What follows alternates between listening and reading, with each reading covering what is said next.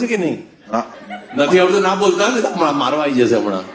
મેં બોમ્બે આવીને પેલા મરાઠી શીખ્યો હું, પછી બાકી બધું શીખ્યો. પણ બોમ્બે ને મુંબઈ કહેવાય એ ના શીખ્યા.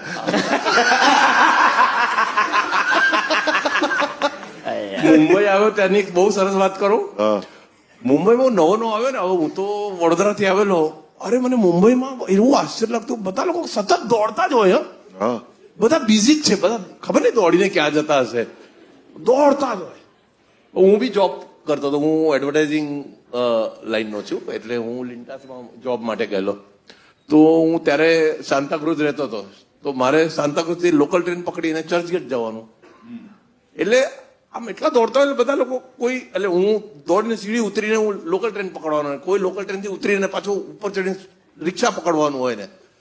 પણ અહીંયાની એક બ્યુટી છે, બધા કેમ છો તો પૂછે જ. એટલે આમ સામે મળે ને, આમ હું જતો હોય ને પેલો આવતો હોય ને કેમ છો, એટલે અહીંયાનો નિયમ છે મજામાં, એમ જ બોલવાનું.